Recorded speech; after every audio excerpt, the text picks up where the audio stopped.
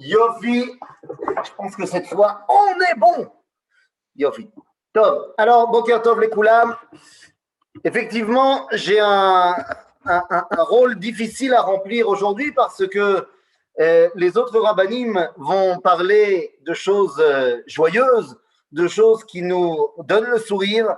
Et bien moi, j'ai reçu la lourde tâche de parler d'un sujet plus difficile, plus lourd, mais pas moins fondamental et pas moins historique.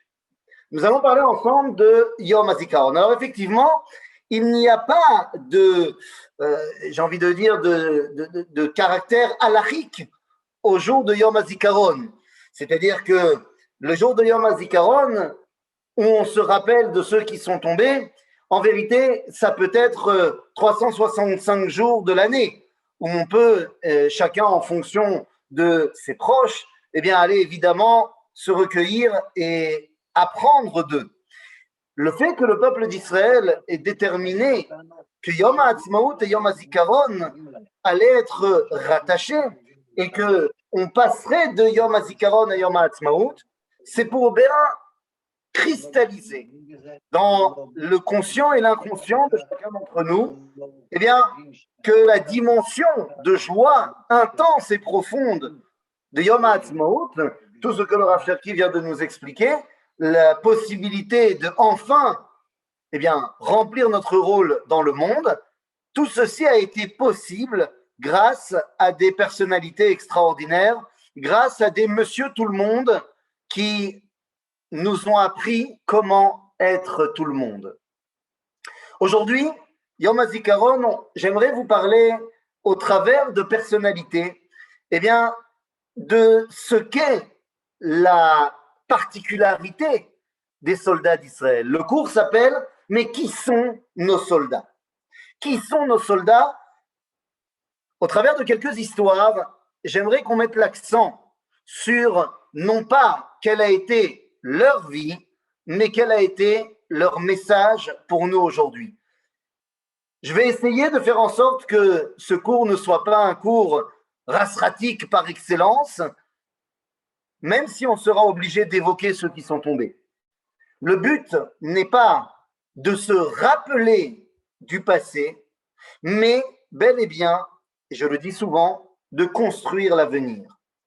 Il y a une grande différence, et ça, c'est fondamental. C'est comme ça que j'aimerais vraiment ouvrir le cours. Il y a une grande différence dans le regard que j'ai du jour de la mort de quelqu'un. Comment vais-je appeler ce moment où je me rattache à la personnalité de celui qui est tombé? Il y a une appellation qui est l'appellation ashkénaze, elle est parvée. L'appellation ashkénaze, elle est passe-partout. On dit en yiddish Yortzeit. Yortzeit veut dire tout simplement le jour de l'année. C'est le jour symbolique de l'année. Bon ben voilà, après t'en fais ce que tu veux. Donc ça, c'est une appellation parvée. Et après, vous avez deux appellations qu'on va retrouver beaucoup plus dans le monde séfarade, mais qui aujourd'hui, évidemment, Baruch Hashem, ont traversé les différentes cultures. On parle soit d'une askara, qui vient du terme liskor, yiskor, ou alors on va parler d'une iloula. Très souvent, on a tendance à penser que askara, c'est pour nos proches, et iloula, c'est pour les grands rabbinim. Eh bien, je m'inscris en faux, Rabotai. On peut très bien parler de askara pour les tzadikim, et on peut très bien parler de iloula pour nos proches. Quelle est la différence entre askara et iloula? Eh bien, askara, comme je l'ai dit, vient du terme liskor, se souvenir, et donc la askara vient porter le spot, la lumière, sur le passé.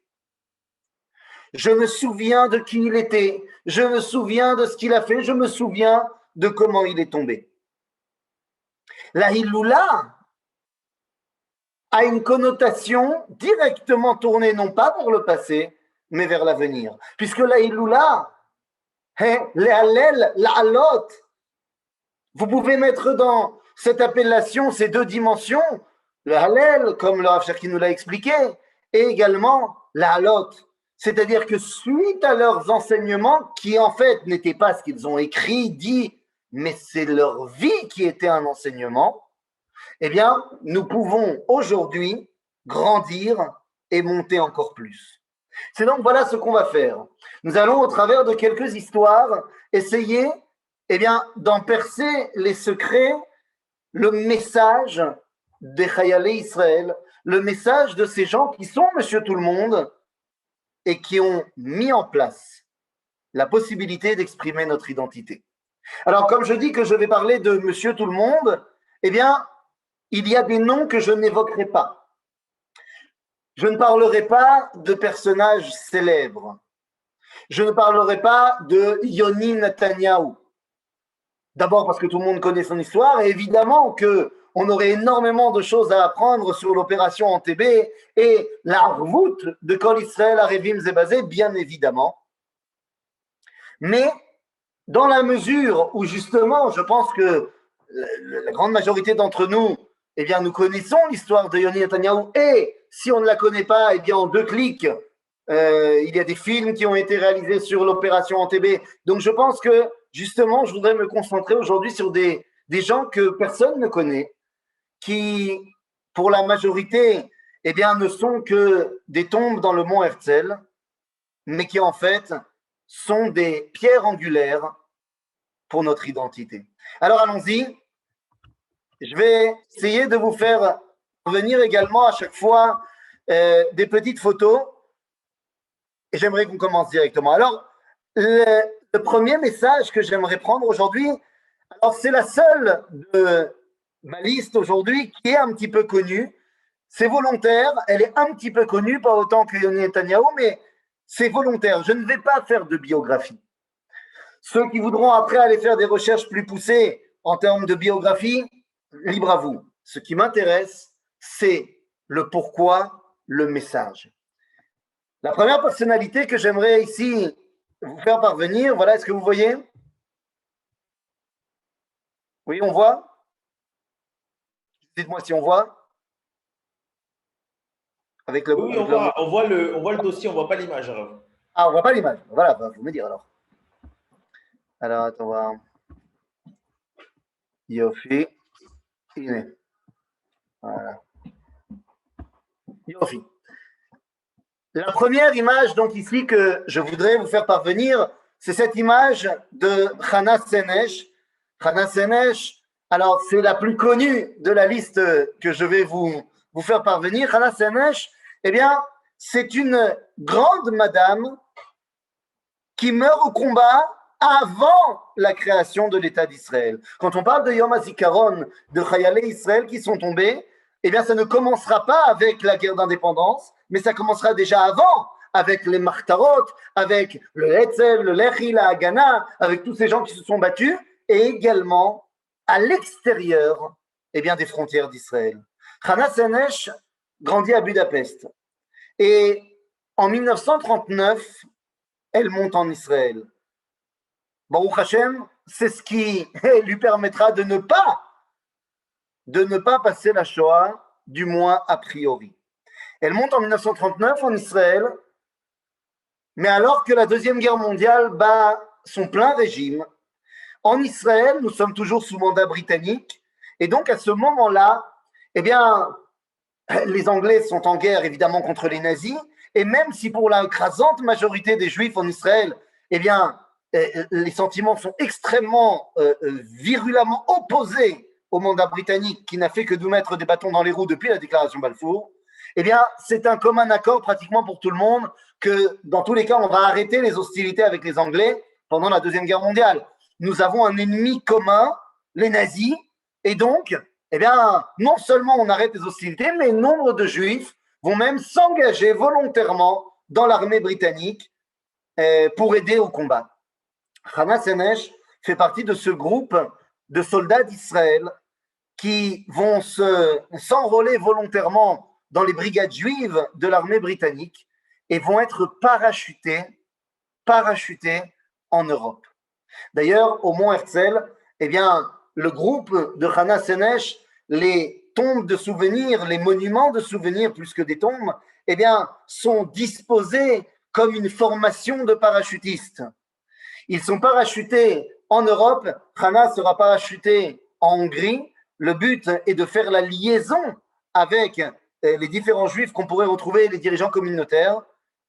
Lorsqu'elle essaiera de passer la frontière hongroise, elle va se faire attrapée par l'armée allemande. Elle sera évidemment torturée et pour lui soutirer toutes les informations possibles et imaginables et sera mise à mort. Hana Senesh n'était pas obligée de s'enrôler dans les brigades britanniques, n'était pas obligée de se porter volontaire pour cette mission en Europe. N'oubliez pas qu'on aurait très bien pu dire, ben écoutez, on attend, si jamais les nazis arrivent en Israël, on va se battre ici. Mais Hana nous ouvre le premier message de notre étude. Pour qu'il y ait la possibilité de réaliser cet espoir et ce rêve qui s'appelle l'État d'Israël, elle est dedans, elle est en plein dedans. Elle est à Bat Yam, elle est dans un kibbutz agricole, elle apprend à faire fleurir la terre d'Israël.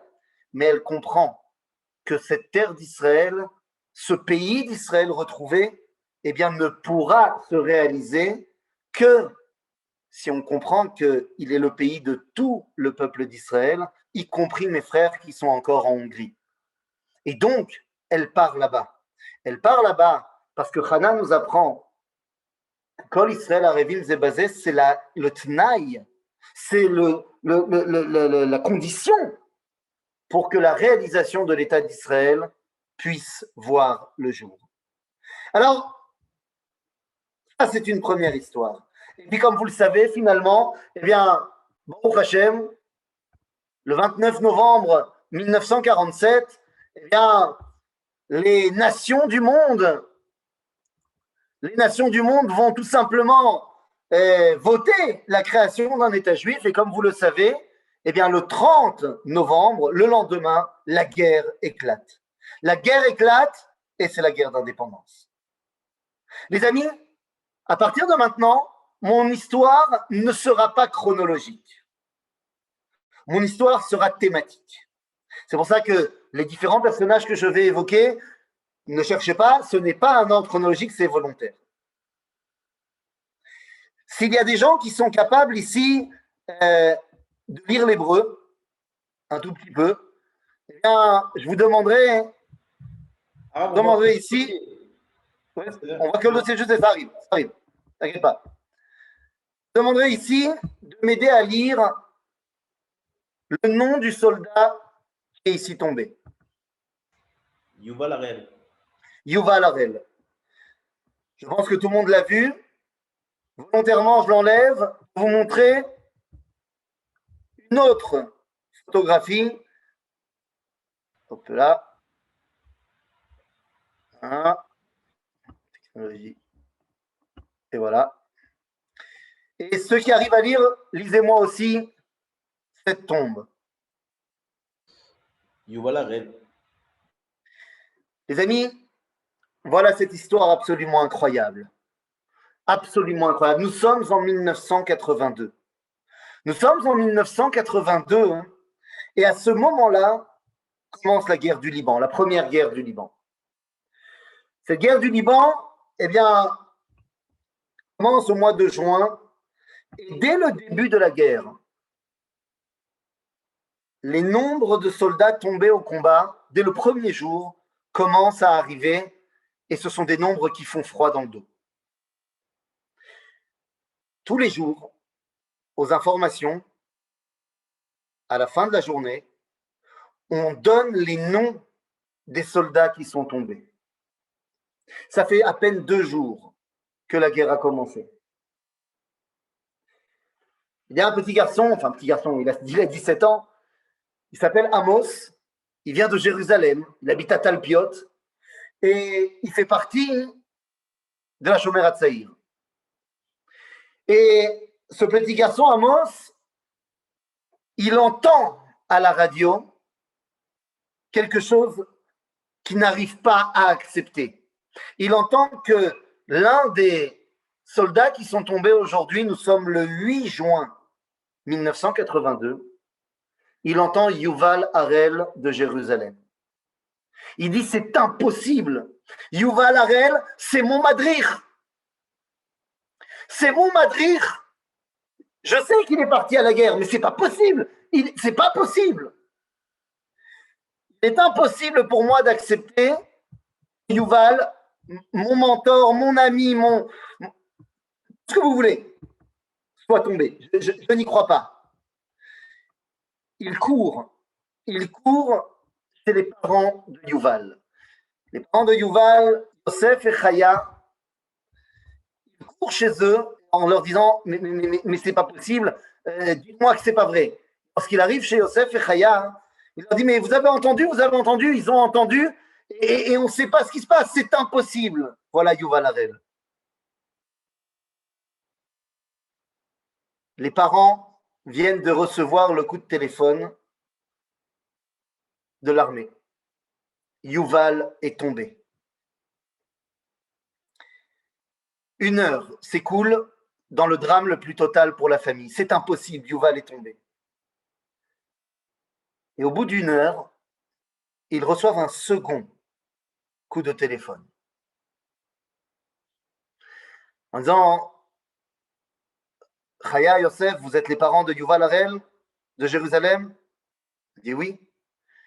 Et là, je ne sais pas qui était au bout du fil, un représentant de l'armée leur dit, oups, autant pour nous, on s'est trompé, il n'est pas mort votre fils. Comment? Non, il n'est pas mort. Non, il n'est pas mort. Autant pour nous, en fait, ce qui se passe, c'est qu'il y a un autre Yuval Harel de Jérusalem et c'est lui qui est tombé. Cet autre Yuval Harel de Jérusalem qui est tombé, ce n'est pas votre fils, c'est le fils de Chaya, de Myriam, de Yecheskel. De Myriam et Yecheskel, c'est lui, le Yuval Harel, qui est tombé.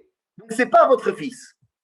Est-ce que vous pouvez imaginer le yo-yo émotionnel terrible que sont en train de vivre Chaya et Yosef? Ce n'est pas finalement leur fils qui est tombé, c'est un autre Yuval Harel. Mais j'espère que vous comprenez de quoi on parle. On parle de 2 soldats qui ont le même prénom, le même nom de famille, les 2 sont de Jérusalem. L'un habite à Talpiot, l'autre habite à Katamonim. Ils sont à peut-être 500 mètres d'écart l'un de l'autre. Ils ne se connaissaient pas. Et ils apprennent que Yuval Harel ici, fils de Myriam et Yecheskel, c'est lui qui est tombé.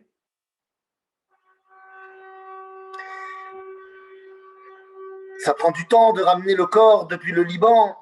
Et finalement, eh bien, l'enterrement aura lieu à Herzl, non pas le 8, le jour de la chute de Yuval, mais le 10. Et lorsqu'on revient de l'enterrement de Yuval Harel, évidemment, Chaya et Yosef sont allés à l'enterrement parce que désormais, ils se sentent complètement attachés à cette famille. Ils rentrent chez eux et ils reçoivent un coup de téléphone de l'armée qui leur dit, vous êtes les parents de Yuval Harel?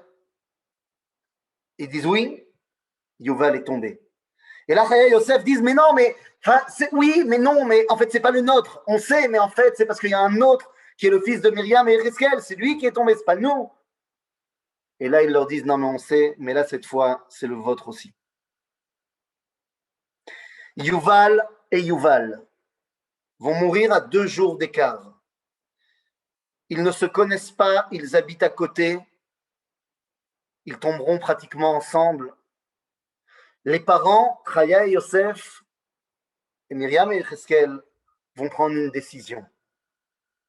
Que Yuval Harel et Yuval Harel, plus que n'importe qui, même s'ils ne se connaissaient pas, ont expliqué à tout le peuple juif qu'est-ce que ça voulait dire Achva, cette fraternité qu'il y a au sein de l'armée d'Israël. Les parents vont demander que Yuval et Yuval soient enterrés côte à côte au mont Herzl. Comme malheureusement, il y a eu d'autres membres de l'unité qui sont tombés entre-temps, ils sont enterrés à 2 tombes d'écart l'un de l'autre. Yuval Harel et Yuval Harel. Ces 2 frères qui ne se connaissaient pas, mais qui nous ont appris qu'est-ce que ça voulait dire la notion de Achva au sein du peuple d'Israël, la notion de fraternité. Maintenant qu'on a compris la notion de responsabilité collective avec Hana, la notion de fraternité avec Yuval et Yuval, nous emmener en arrière dans l'histoire en 1956, lors de ce qu'on appelle la campagne du Sinaï. La campagne du Sinaï, les amis, de quoi parle-t-on? La campagne du Sinaï, c'est une guerre qui est très compliquée parce que ça bouge pas vraiment, mais ça bouge, mais ça bouge pas, mais ça bouge. Et pendant la campagne du Sinaï, il y a un homme qui a tout juste 18 ans qui doit maintenant s'enrôler dans l'armée. Le problème, c'est que l'armée ne veut pas de lui. L'armée ne veut pas de lui pour une raison très simple. Il s'appelle Yehuda Kendror, mais ce n'est pas son nom officiel. La famille a changé de nom en l'honneur du grand frère de Yehuda. La famille à la base s'appelle Mizrahi. Et le grand frère de Yehuda s'appelle Eliyahu. Et Eliyahu Mizrahi est un des combattants qui va tomber dans le combat du Castel en 1947-48. Au moment où Eliyahu tombe, et il a pour lui le dror, l'oiseau, c'était son symbole, c'était son animal fétiche, et donc la famille, en l'honneur de ce fils tombé, ils ont décidé de changer le nom de Mizrahi en Kendror pour faire honneur à leur fils. Donc Eliyahu est tombé pendant les combats du Castel. Mais lorsque Eliyahu tombe, nous sommes en 1948, 47, 48. Donc ça veut dire quoi? Eh bien, ça veut dire que nous sommes à peine 8 ans avant la campagne du Sinaï. Alors que Eliyahu Mizrahi meurt, il est âgé de 19 ans. Eh bien, son petit frère Yehuda n'a à peine que 10 ans. Il voit son grand frère comme étant son héros, comme étant le soldat d'Israël par excellence. Il grandira sans son frère, mais avec l'amour et le dougma, l'exemple d'un héros. Lorsqu'il arrive à ses 18 ans, il doit rentrer à l'armée et l'armée lui dit « Tu ne seras pas soldat ». Pourquoi? Eh bien parce que tu es le dernier fils d'une famille qui a déjà perdu un fils. Et d'après les lois de l'armée, tu ne peux pas être enrôlé. Et là, la guerre commence. Parce que pour Yehuda, il est hors de question qu'il ne suive pas les traces de son grand frère. Et un combat juridique, procéduriel, et des signatures des parents qui le laissent faire, finalement, l'armée accepte d'enrôler Yehuda, mais à une condition. Tu seras soldat, mais tu ne seras pas combattant. Il ne faut pas pousser. Yehuda accepte. Il est enrôlé dans l'armée et va devenir officiellement Nahag. Il est chauffeur. Il est chauffeur et très très vite, il va être rattaché à l'un des commandants de l'unité des parachutistes. Il est Nahag officiel des Mefakdim. Et nous arrivons dans la campagne du Sinaï. Il suit donc son unité, il est chauffeur. La guerre éclate, la campagne commence, et l'unité de Yehuda arrive dans le Sinaï devant une mission très compliquée. La mission est très simple, mais très compliquée. Il y a une route qui passe entre 2 énormes collines dans le désert du Sinaï. C'est la seule route qui permet de débloquer le chemin vers le canal de Suez. Le problème, c'est que sur ces 2 collines, nous savons qu'elles sont truffées d'Égyptiens, qui n'attendent qu'une chose, c'est que les soldats israéliens rentrent dans ce chemin entre les 2 collines pour nous tirer dessus, et c'est terminé. Que faire? Il faut absolument prendre ce chemin. Il faut dégager la route. À ce moment-là, comme à l'accoutumée de Tzahal, eh bien, tous les Mefakdim se portent volontaires pour ce qui va être une mission suicide. La mission est simple, prendre une jeep, foncer dans le chemin pour que les Égyptiens sortent de leur cachette et tirent dans tous les sens sur la jeep pour que nous, on voit d'où viennent les tirs pour qu'on puisse ensuite aller conquérir les deux collines et libérer le chemin. Mais celui qui sera dans la jeep, tous les Mefakdim se portent volontaires. Mais le commandant des Tzantranim dit, mais vous n'avez pas compris, on est au début du combat. Je ne peux pas perdre mes Mefakdim maintenant. Je vais avoir besoin de vous dans 5 minutes. Et à ce moment-là, un homme pousse l'assemblée, c'est Yehuda. Et Yehuda vient voir et dit, mais enfin, je n'ai pas compris. La mission, c'est quoi? Vous avez besoin d'un chauffeur. C'est ça la mission. Il y a besoin d'un mec qui va conduire une jeep. Je suis chauffeur. C'est moi ça. C'est mon identité, c'est ma mission. S'il y a quelqu'un qui doit conduire, c'est moi.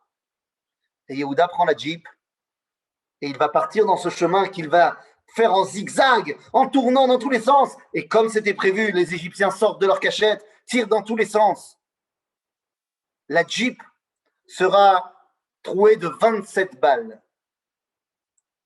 Yehuda, lui, prendra 3 balles. Il réussira à traverser le chemin. Il donnera la position de tous les opposants. Les Tzantranim vont prendre les collines, vont libérer ce chemin. Yehuda, blessé, est amené dans un hôpital de campagne, un hôpital militaire, sur le terrain. Et au bout de quelques semaines, de 2 semaines et demie en fait, il sentira que ses forces l'abandonnent. Il demandera à voir un des rabbanim tzvaïm. Il demandera de mettre les téphilines et partira comme ça. Yehuda nous a appris une chose. Yehuda nous a appris qu'au moment où il fallait un chauffeur, il a dit « Moi, je suis chauffeur ». Yehuda m'apprend à moi que si lui était chauffeur et qu'il s'est révélé chauffeur et héros d'Israël à ce moment-là, eh bien, il m'apprend à moi, qui ne suis pas chauffeur, qui n'ai pas mon permis, mais qui est d'autres choses, eh bien, qu'il est peut-être temps que j'assume mon identité et que je prenne les responsabilités de qui je suis, de quelles sont mes capacités et de pouvoir les mettre au service du peuple juif. Hana nous a appris ce que c'était la harvout, l'entraide. Yuval et Yuval nous ont appris la fraternité. Yehuda nous a appris qu'est-ce que c'était la responsabilité, la prise de ces responsabilités. Vous savez, quand on parle des héros d'Israël et des combats d'Israël, eh bien, on se pose toujours la question, on dit que nos soldats partent trop tôt. Nos soldats sont tous des jeunes. C'est vrai, nos soldats sont trop jeunes. Ils partent toujours trop jeunes. Quand on voit à Herzl ou ailleurs des soldats qui ont 18 ans et qui tombent au combat, on se dit, mais ils avaient toute la vie devant eux. Mais que dire de cette photo? Non, non, ce n'est pas Yom HaShoah. Dire de cette photo-là. Les amis, il s'agit du plus jeune soldat d'Israël qui est tombé au combat pour notre pays. Il est jeune sur cette photo, mais c'est la photo la plus récente qu'on a. Il s'appelle Nissim Gini. Nissim Gini est observateur d'élite, voire même tireur d'élite pour les combats de Jérusalem. Nissim a 10 ans. Il est tout petit. Pas seulement parce qu'il a 10 ans. Mon fils a 10 ans, mais il est très grand. Lui, il est tout petit. Il a 10 ans et nous sommes en 1948. Ce sont les combats du Rovin. Les combats de la vieille ville de Jérusalem. Il habite dans la vieille ville de Jérusalem. Et comme il est tout petit, Eh bien, son rôle, parce qu'il veut participer, son rôle, c'est de prendre des jumelles, de grimper sur les toits, une radio à la main, ses jumelles dans l'autre, et de se cacher sur les toits pour pouvoir voir les mouvements de troupes des Jordaniens et donner des informations. Il sera nos yeux les plus jeunes de l'histoire d'Israël dans les combats de Jérusalem. Nissim Gini, 10 ans, nous apprend que toute la réalité du peuple juif repose sur l'avenir. L'avenir, j'en parle devant la photo d'un homme qui a 10 ans, qui avait évidemment tout l'avenir devant lui, mais qui comprend cette réalité que pour assurer l'avenir du peuple juif, eh bien peut-être que mon avenir personnel ne sera pas assuré. Nissim nous apprend, au-delà de la route, de la fraternité, de la responsabilité, Nissim nous a appris ce que c'était que la tikva dans l'avenir.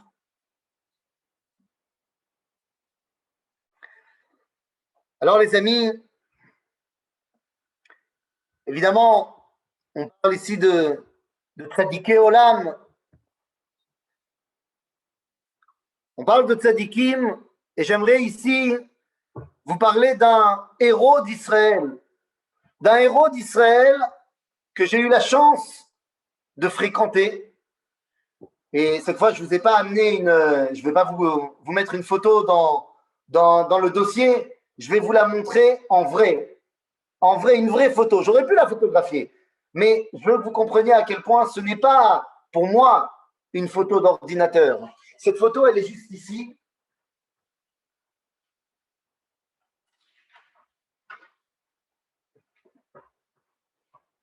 Cette photo, elle est juste ici. Alors, bon, on se passera des commentaires de savoir si j'ai grossi ou si j'ai pas grossi. Certes, la photo a à peu près 14 ans, Machou Kazé. Je suis ici avec un homme extraordinaire. Alors, extraordinaire à bien des égards. D'abord, j'aurais pu vous dire qu'il est extraordinaire parce que, eh bien, c'est un rescapé de Auschwitz, parce qu'il a survécu aux marches de la mort, parce que c'est quelqu'un qui a réussi à prendre, lorsqu'il est arrivé finalement en Allemagne, lorsque les Américains sont arrivés et qu'il a reçu, comme tant d'autres déportés, les rations de nourriture des soldats alliés qui ont vu ces gens qui mouraient de faim, ils leur ont donné leurs rations et vous savez ce qui s'est passé. Les déportés se sont jetés sur la nourriture, ont commencé à manger et en quelques minutes, ils s'effondraient au sol et mouraient jusqu'à ce qu'un infirmier de l'armée américaine comprenne qu'ils n'ont plus l'estomac capable de manger ces denrées pleines de gras, plein de choses. Et donc il leur donne de récupérer, de prendre de la main des déportés cette nourriture qu'on venait de leur donner pour les sauver. Mais lui, il réussit à garder une boîte de... Il dit que c'était une espèce de viande avec du gras. Bon, ça ressemblait certainement à notre louf qu'on connaissait quand on était à l'armée. Et il dit qu'il s'est autodiscipliné, qu'il faisait comme ça une fois toutes les 6 heures. Et petit à petit, au bout d'une journée, il a fait ça une fois toutes les 5 heures, et ensuite une fois toutes les 4 heures, et il s'est réhabitué. Cet homme monte en Israël après la Shoah, et il vient devenir un des, alors pas des bâtisseurs, parce que ça existait déjà, mais un des fiers compagnons combattants de Kfar Etzion. Il monte à Kfar Etzion, là-bas il y rencontre sa dulcinée. Sa dulcinée qui elle aussi, rescapée de la Shoah, elle aussi est arrivée à Kfar Etzion. Ils vont très vite se marier évidemment, et les combats de Kfar Etzion commencent. Les combats de Kfar Etzion commencent, sa femme qui est infirmière a été évacuée avec les enfants à Jérusalem, et lui fait partie des combattants. Comme vous le savez, les combats de Kfar Etzion, eh bien, finalement, Kfar Etzion tombera. Et les 47 derniers combattants devront se rendre. Ils n'ont plus de munitions, ils n'ont plus rien. Et la légion jordanienne les a submergés. Ils ont tenu. Alors que Ben Gurion leur disait, mais si vous tombez, Jérusalem tombe. Vous êtes la ceinture de sécurité de Jérusalem. Ils ont tenu. Et finalement, les 47 derniers combattants se font capturer par les Jordaniens. Et les Jordaniens leur disent, vous allez tous vous mettre alignés devant un bâtiment là-bas, qui est un grand bâtiment là-bas, et on va vous photographier. Vous êtes maintenant des prisonniers de guerre. Alors évidemment qu'on a un peu peur, mais on se dit, c'est l'armée jordanienne, c'est la légion officielle, c'est pas les barbares de Hebron. Donc ils se disent, on est des prisonniers de guerre maintenant. Mais les Jordaniens décident de renouer avec leurs sentiments barbares, et au lieu de les prendre en photo alors qu'ils sont tous alignés, commencent à les fusiller. Dans la mêlée et les cris et le balagan, lui et trois autres, vont survivre. Lui va survivre parce que lorsque les coups de feu commencent, il fait mine de tomber et d'être donc mort. Et dans la cohue, il va ramper jusqu'aux vignes qui sont juste derrière le bâtiment. Il va se tapir sous les vignes jusqu'au coucher du soleil. Et de là, il ira prévenir les autres Yishuvim de ce qui vient de se passer.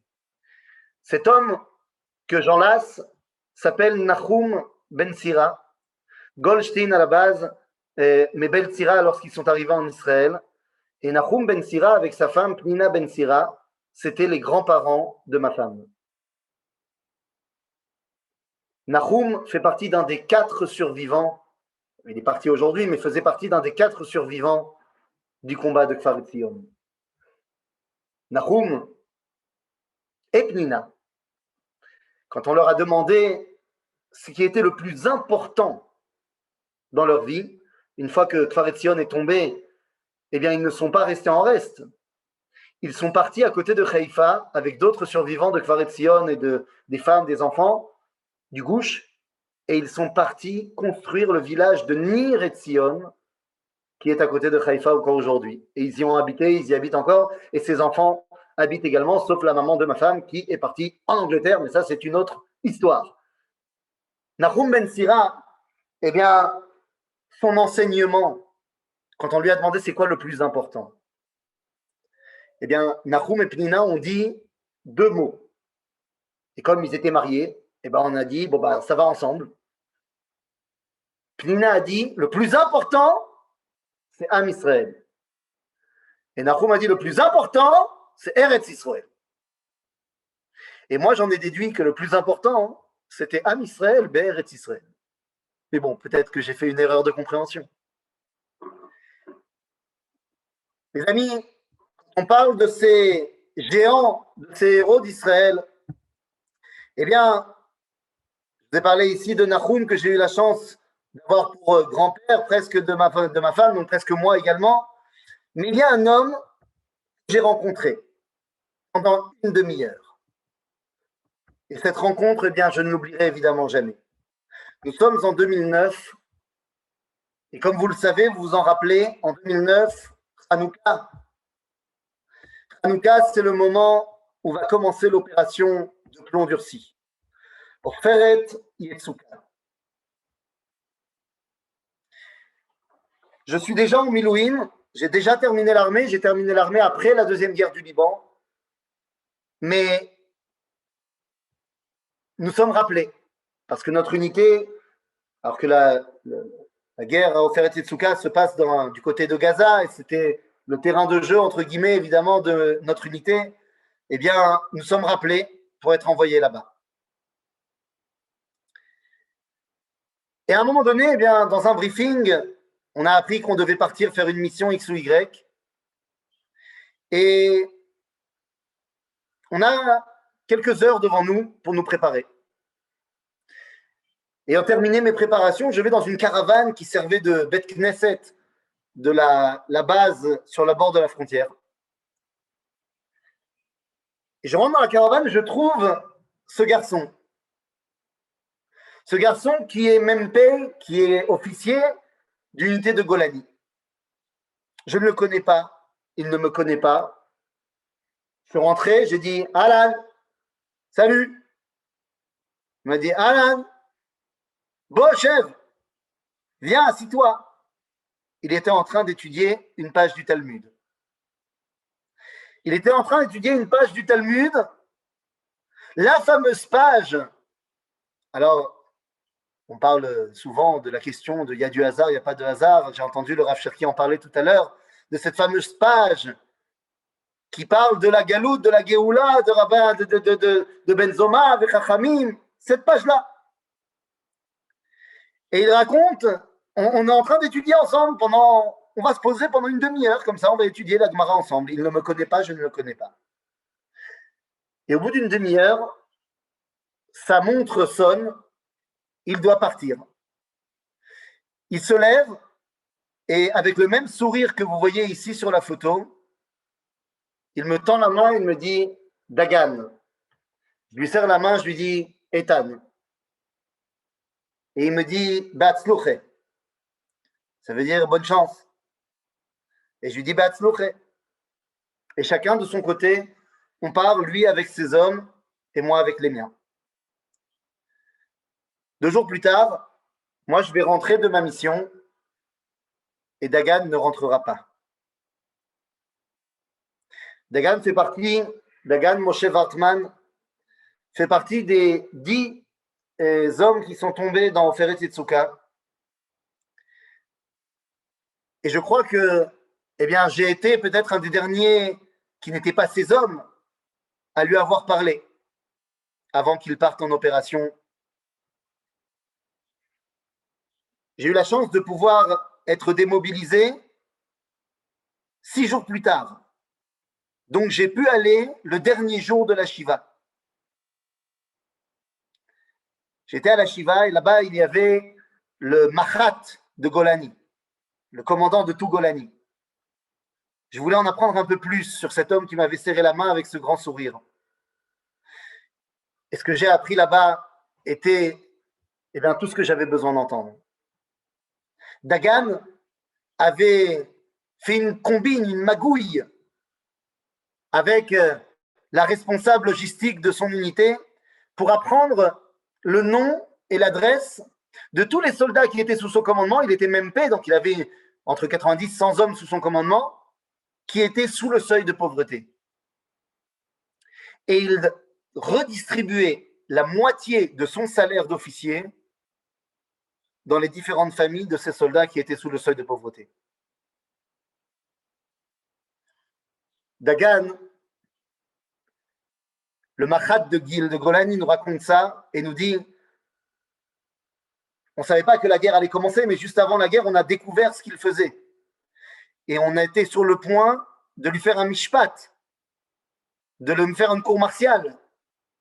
Parce que ce qu'il faisait, c'est interdit. C'est du vol. C'est le vol de l'armée. L'armée l'a payé lui. C'est son salaire. Il n'a pas le droit de bidouiller les ordinateurs. Mais il a dit, dans le même temps où on voulait lui faire une cour martiale, c'était pour lui remettre une médaille. Il l'aura reçue, cette médaille, finalement. Dagan nous a appris une chose toute simple. Après, la dimension de Kol Israël Arevim Zebazé de Chana Senesh, de Achvat Israël, de la fraternité de Yuval et Yuval Harel. Après avoir compris la responsabilité de qui je suis de Yehuda Kendro et l'espoir dans l'avenir du peuple juif de Nissim Gini, j'ai appris de Dagan Moshe Wartman que finalement, toutes ces grandes théories, toutes ces grands idéaux qui sont bémet grands, pour pouvoir les mettre en pratique dans ce que Nahum et Pnina Ben Sira nous ont appris dans Am Israël, Be'eretz Israël, Dagan nous a appris qu'il fallait les mettre en pratique dans les petites choses du quotidien et que le plus grand soldat d'Israël, c'était celui qui enlevait aussi des fois son uniforme et qui restait un grand bonhomme. Et enfin, le dernier personnage que j'aimerais évoquer avec vous, j'aimerais évoquer le personnage extraordinaire. Comment vous dire? Comment vous dire? Il y a un homme, mais je vais vous le montrer maintenant. Il y a un homme qui est un symbole et toute une histoire.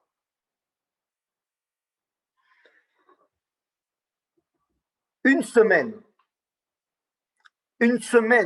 après la fin de la guerre en 2014, Tzuk Eitan, nous revenons à la vie normale après la guerre. Et ma vie normale à moi, en été, quand il n'y a pas Monsieur Corona, eh bien, c'est de guider des groupes. Et en été, particulièrement des groupes de Taglit. Dans les groupes de Taglit, il y a des passages obligés. Har Herzl, c'est un des passages obligés. Lorsque nous arrivons au mont Herzl, je vais faire un circuit pour essayer de transmettre ces valeurs-là à mon groupe. Et je vais sur la tombe de Dagan Moshe Wartman, dont je viens vous parler. Mais je vois qu'il y a de nouvelles tombes, puisqu'il y a une semaine vient de se terminer la guerre de Tzuk Eitan. Et parmi ces nouvelles tombes, il y en a une qui est encore, j'ai envie de dire, fraîche. Elle n'est même pas recouverte de la pierre tombale mamash. C'est celle de ce soldat. Mais tout le monde est choqué. Personne n'arrive à en placer une. Tout le monde était encore sous le choc de la guerre de Tzuk Eitan. Donc j'ai envie de dire que mon groupe, lorsqu'il a vu cette tombe toute nouvelle, on n'a rien dit. On n'a rien dit. Tout le monde était en larmes, mais on ne savait pas pourquoi on était en larmes. Mais quelques mois plus tard, au mois de décembre, il y a un nouveau groupe de Taglit qui est arrivé. Et donc, on est revenu au mont Herzl et je les ai réamenés sur la tombe de Dagan Moshe Wartman pour raconter son histoire. Mais cette fois, la tombe de ce soldat, ça y est, elle avait été, c'est bon, c'était officiel. On était il y a 4 mois dans la guerre, donc les gens connaissaient, se rappelaient, c'était vivant, c'était frais, mais c'était pas non plus le choc de l'instant. Et je suis avec mon groupe, je les mets en arc de cercle devant la tombe de Max, qui s'appelle Max Donald Steinberg. Et j'ai même pas besoin de parler que tout le monde est en larmes, mais pas les mêmes larmes que le groupe d'avant. Tout le monde est en larmes parce que, au-delà de la photo du soldat qui est exposée sur la tombe, il voit autre chose. Sur la tombe, il voit des dizaines de ça. Alors, c'est quoi ça en question? Eh bien, il voit des dizaines de ces petits objets. Ces petits objets, ce sont des petits bracelets où il y a marqué Taglit, qui sont distribués à chaque participant de chaque groupe Taglit. Et il voit des dizaines de ces petits bracelets qui sont déposés sur la tombe de Max.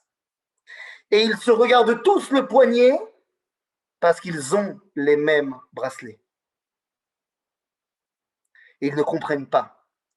Et je leur explique que Max est un juif américain assez éloigné de la communauté qui entend parler de Taglit, voyage tout frais payé, 10 jours en Israël. Excusez-moi de l'expression, mais il y aura de la meuf. Donc, pourquoi ne pas y aller? Allez! Et il part en Israël faire Taglit. C'est sa première fois en Israël. Lui qui vient de Californie, le surfeur, le mec, il savait qu'il était juif, mais bon, non. Il n'avait jamais eu vraiment d'amis juifs, quoi que ce soit. Et ce voyage de Taglit le met face à une réalité incroyable. Tout d'un coup, il découvre le peuple juif, il découvre Israël, il découvre son histoire. Il est transformé. Il est transformé. Et à la fin du voyage, il prend la décision, il monte en Israël. C'est terminé. Il retourne aux États-Unis, boucler toutes ses affaires. Il a 22 ans. Boum, il arrive en Israël. Et là, pour lui, les choses sont claires. Non seulement il monte en Israël, mais ça sera l'armée directe. Bon, en plus, c'est un Américain, donc il se prend déjà pour Rambo. Tout va bien. Et puis en plus, il avait le physique pour. Et donc, il rentre dans l'unité de Golani. Il rentre dans l'unité de Golani, Tsukaitan et Max, juste avant la guerre, il y avait la fête de Pessah. Comme il était Chayal Boded, soldat seul,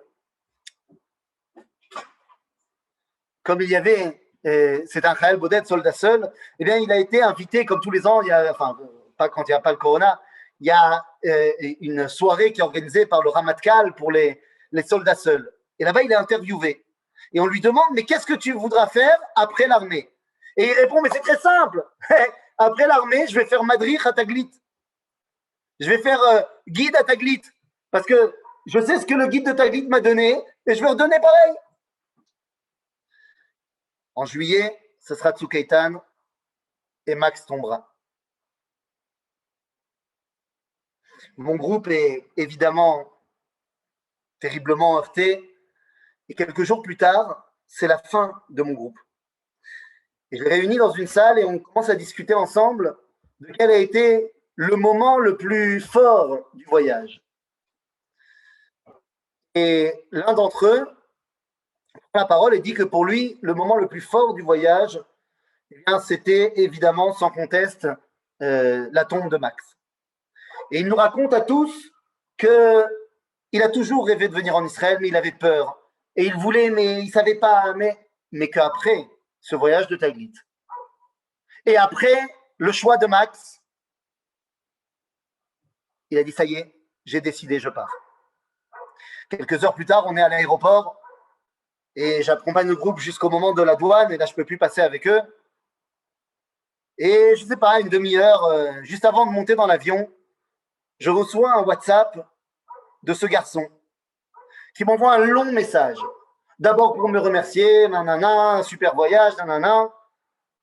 Et il m'explique à quel point, toute sa vie, ses yeux étaient pointés sur Israël, mais il était retenu par la peur, par l'angoisse, par le peut-être que oui, peut-être que non. Et que finalement, eh bien, ce voyage lui aura ouvert les yeux.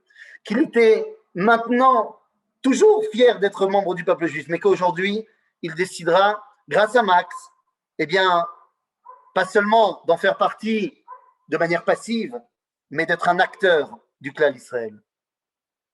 Et il termine son message en hébreu en me disant Toda Rabba Achi, merci mon frère, Venitrae Bekarov Birushalayim. Et on se reverra très vite à Jérusalem. Le problème, c'est qu'il avait raison. Mais il ne savait pas à quel point il avait raison. Une semaine plus tard, une semaine après être rentré de Taglit, eh bien, Yoav Ratab sera une des victimes de l'hypercacher. Et celui que vous voyez ici. Les amis, toutes ces personnes que je viens d'évoquer nous tracent un chemin.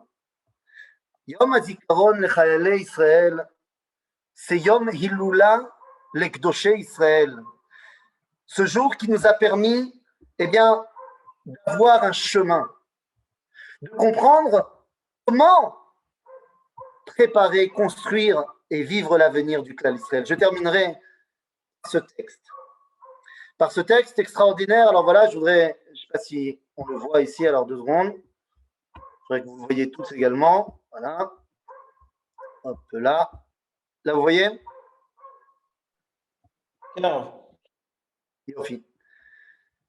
Ce texte, eh bien, se trouve dans le livre Roth, dans la deuxième partie qui s'appelle la Milchama, dans le deuxième paragraphe. Le Rav Kook n'a pas entendu ce que j'ai dit aujourd'hui, mais savait déjà nous expliquer quelle était la particularité des soldats d'Israël. Qui sont les soldats d'Israël? Dit le Rav, Anu mistakelim badorot arishonim hamesuparim batorah baneviim ou baktuvim. Lorsque nous regardons ceux qui nous ont précédés, ces gens extraordinaires qui étaient dans la Torah, dans les Nevi'im, dans les Ketuvim, en fait, les héros du Tanakh. Otam adorot shehayu asukim bamilchama. Comprenez-moi bien, pendant 2000 ans d'exil, le peuple juif ne faisait pas la guerre. Les héros de guerre d'Israël, on les retrouve dans le Tanakh. Nous dit le Rav Kook, quand on regarde ces gens-là, ces gens qui étaient dans le Tanakh, qui étaient à Sukim Milchama, והם הגדולים שאנו מתייחסים אליהם בידידות וגדולת קודש.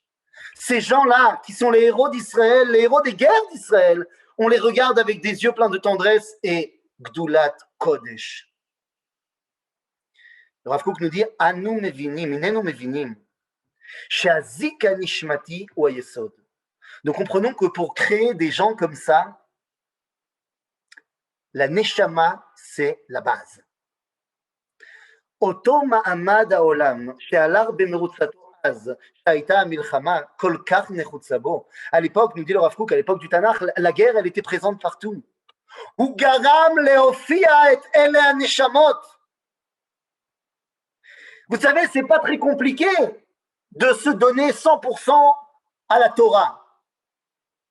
Pas très compliqué de se donner 100% au business. Nous dit le Rav Kook, les gens qui sont capables d'être lochamim vekdoshim, ça, c'est pas donné à tout le monde. Soldat d'Israël, c'est, j'allais dire, un métier. Non, c'est une neshama.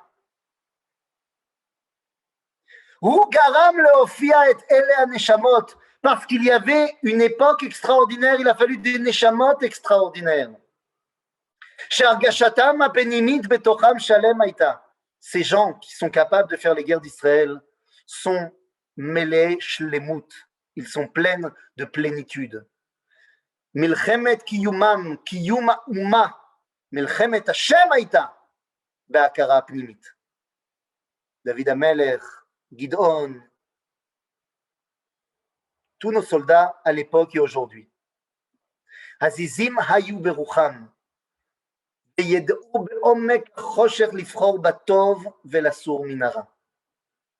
sont ces soldats qui, même au plus profond de la nuit, ont fait le bien, ont fait les guerres d'Akadosh Baruch Hu. On dit Gam ki eler begeitz al mavet lo irara ki ata imadi. כשאנו מתבוננים עליהם, quand on regarde ce qu'ils nous ont légué, que ce soit David, que ce soit Gidon, que ce soit les autres, ou que ce soit les différents personnages que j'ai évoqués aujourd'hui.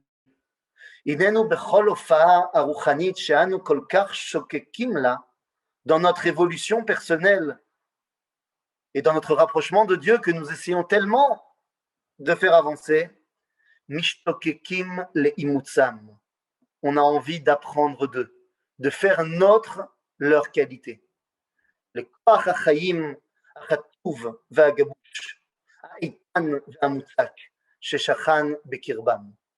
nous apprenons d'eux toutes les dimensions que nous avons évoquées aujourd'hui. Et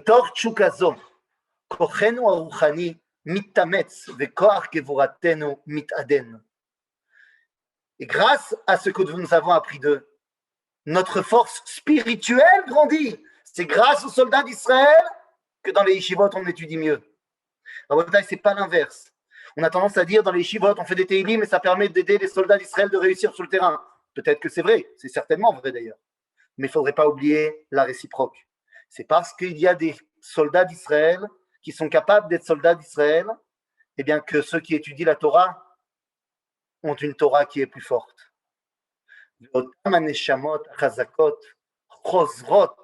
dit le Rav Kook, et ces neshamot extraordinaires qui étaient les neshamot du Tanakh, ces combattants d'Israël qui sont en même temps, je vous rappelle que David Amelech, c'est 18 guerres, mais c'est également Neim Zemirot Israël, Baal HaTeilim. Il nous dit le Rav Kook, ces neshamot qui étaient les neshamot extraordinaires de nos combattants du Tanakh, eh bien ce sont ces neshamot que nous retrouvons chez nos soldats au quotidien, qui nous permettent de dévoiler la grandeur de notre identité, Sheyeh Zichram Baruch, et que leur souvenir ne soit pas simplement une fenêtre sur le passé, mais le moyen de construire notre avenir. Toda Rabba, Lekulam.